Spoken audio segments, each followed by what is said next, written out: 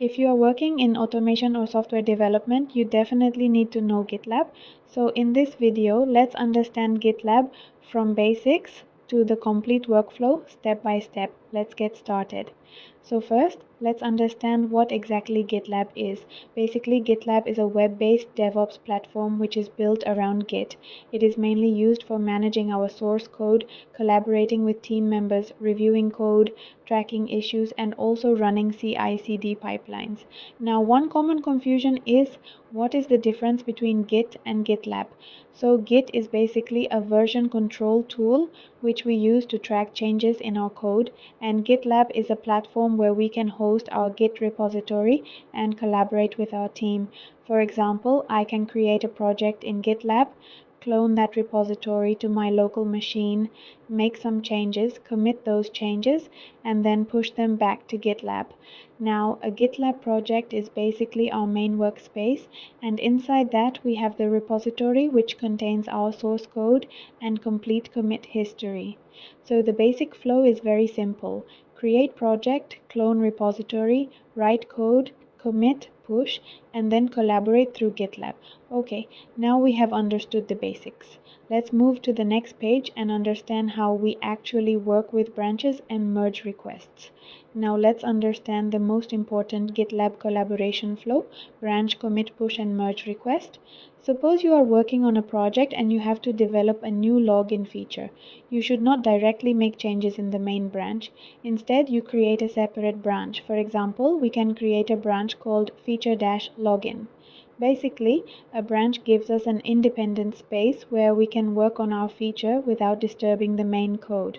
Once we complete our changes, we first add the files and create a commit.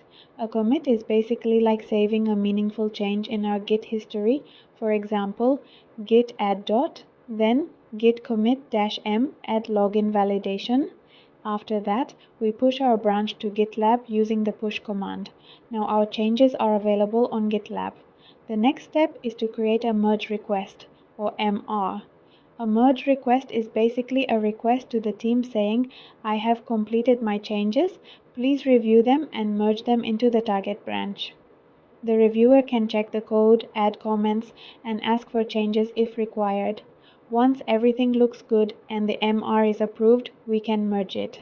So the complete flow is feature branch to commit to push to merge, request to review to merge. This is a very common workflow in real projects. Now let's move to the next page and understand how GitLab helps us with CI/CD and project tracking.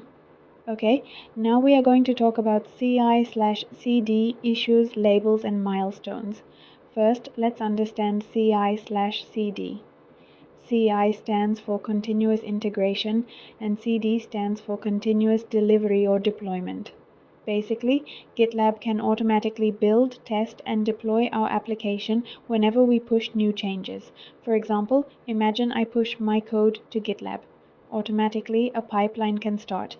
First, it can build the application. Then it can run automated tests, and if everything passes, it can deploy the application.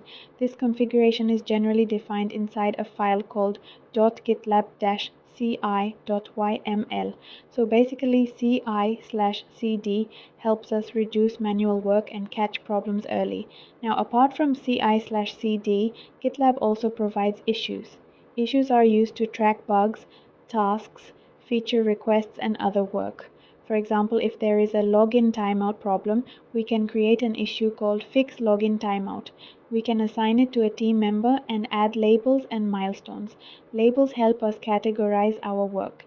For example, we can have labels like bug, feature, high priority, or backend. And a milestone is basically used to group related work for a particular release or deadline.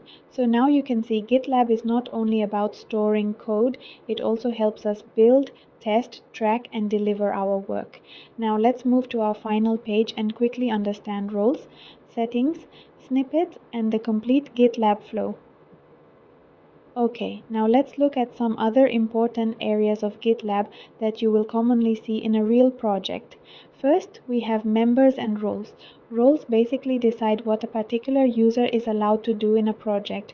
For example, a developer can work with the code while a maintainer has more permissions to manage the project. So basically, access should always be given according to the person's responsibility. Next, we have settings. Inside settings, we can configure things like repository options, CI/CD variables, runners, integrations, and webhooks. Then we have snippets. A snippet is basically a place where we can store and share small pieces of reusable code, scripts, or configuration.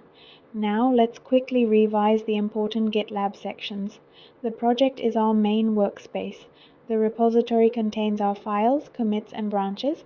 Merge requests are used for code review and merging. CI/CD contains our pipelines and jobs. Issues are used for tasks and bugs. And settings is where we configure our project. So if we look at the complete GitLab workflow, it becomes plan to code to commit to push to merge, request to review to CI/CD to deploy. And that's basically how GitLab fits into a real software development workflow. So don't just learn these concepts theoretically.